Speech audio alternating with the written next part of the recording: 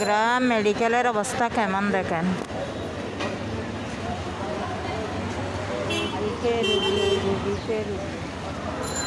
আমি এখন মেডিকেলের সামনে।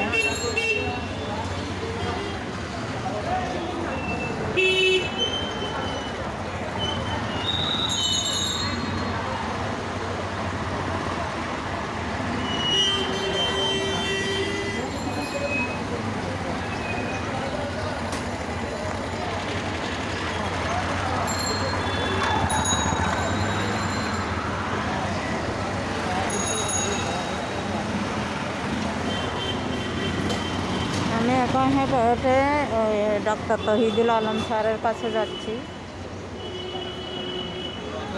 চট্টগ্রাম মেডিকেল কলেজ থেকে।